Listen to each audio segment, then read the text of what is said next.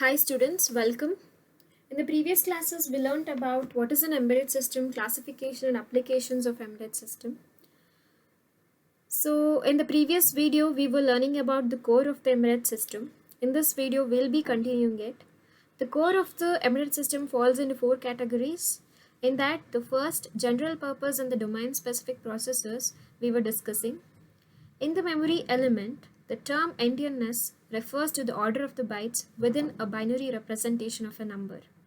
Endianness specifies the order in which the data is stored in the memory by processor operations in a multi-byte system. Little and big endian are the two ways of storing multi-byte data types. Little endian means the lower order byte of the data is stored in memory at the lowest address and the higher order byte at the highest address. So if you see the diagram of a little endian operation, so we can say that the lower order byte of the data here is byte 0, which is stored in the lowest address. In the same way, the big endian means the higher order byte of the data is stored in the memory at the lowest address and the lower order byte at the highest address. So in the diagram of a big endian operation, the higher order byte of the data, that is byte 3, which is stored in the lowest address. So this is the difference between the big endian and the little endian processors or the controllers. Next, the topic is the load store operation. The memory access related operations are performed by special instructions load and store. The concept of load store architecture is illustrated with the following example. Suppose X, Y, and Z are memory locations and we want to add the contents of X and Y and store the result in location Z. Under the load store architecture, the same is achieved with four instructions. The first instruction, load R1, X, loads the register R1 with the content of memory location X.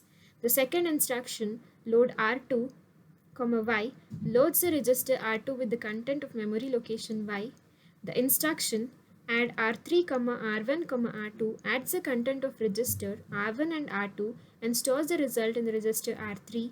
The last instruction store R3, Z stores the content of register R3 in memory location Z. The conventional instruction execution by the processor follows the fetch, decode, execute sequence, where the fetch part fetches the instruction from the program memory or the code memory, and the decode part decodes the instruction to generate the necessary control signals.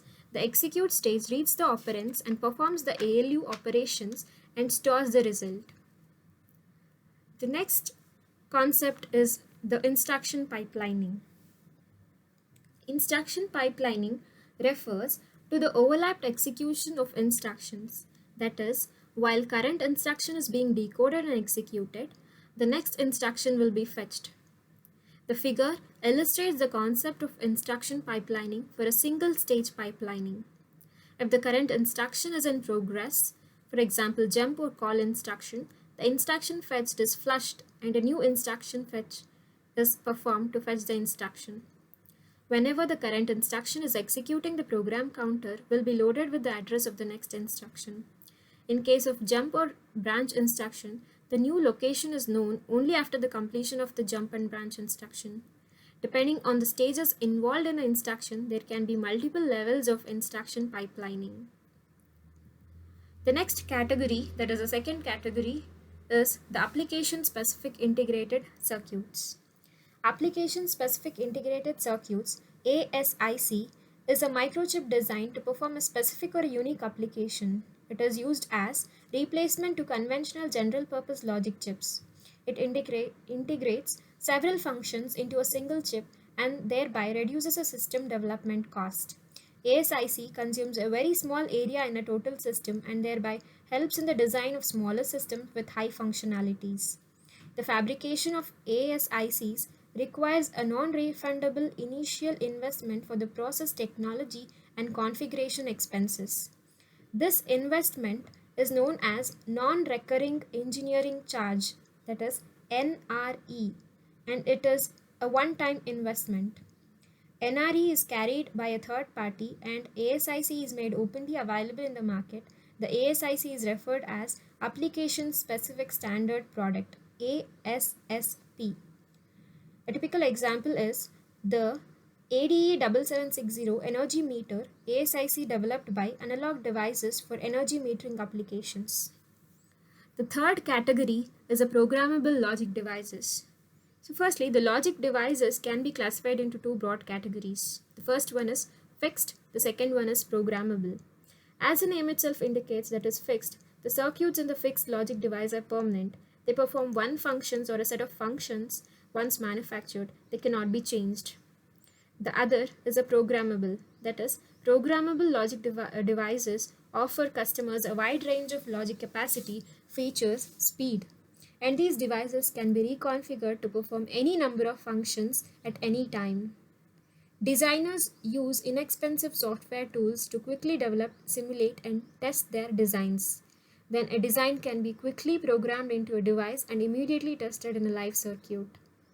PLDs are based on rewritable memory technology. To change the design, the device is simply reprogrammed. Once the design is final, customers can go into immediate production by simply programming as many PLDs as they need with the final software design file. The major types of programmable logic devices, that is PLDs, are: the first one is field programmable gate arrays, FPGAs, and the complex programmable logic device, that is CPLDs. So let us see the difference between the CPLDs and the FPGA. CPLDs offers a smaller amount of logic density, that is up to 10,000 gates. The FPGAs offers the highest amount of logic densities, that is the 8 million system gates. The features of CPLDs are: it requires extremely low amounts of power, it is very inexpensive, it is cost effective, battery operated, and it is used in the portable applications. Whereas the FPGAs offers a built-in hardwired processors and supports for many of the latest, that is, which requires a very fast device-to-device signaling technologies.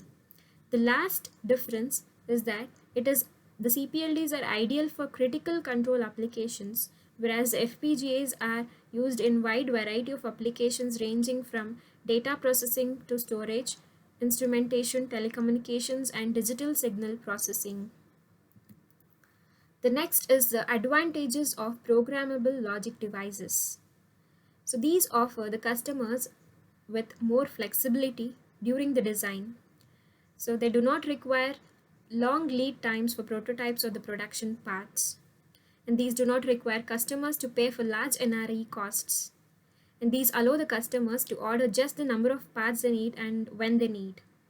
The main important advantage is that the PLDs can be reprogrammed even after a piece of equipment is shipped to a customer.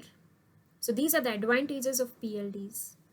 And the last category, that is a fourth category, is the commercial off-the-shelf components, COTS. So these are commercially available, ready-to-use components. COTS products are designed in such a way to provide easy integration and interoperability with existing system components. The COTS components itself may be developed around a general purpose or a domain-specific processor or application-specific integrated circuit or a programmable logic device. The typical example of COTS hardware unit is a remote control toy car. So some of the advantages of COTS are: they are readily available in the market, they are very cheap, and the developer can cut down his development time to a greater extent, and it also reduces the time to market for the embedded systems. The diagram shows an example of a COTS product for the TCP or IP plugin from the WizNet. So these are all the categories in the core of the embedded systems. Thank you.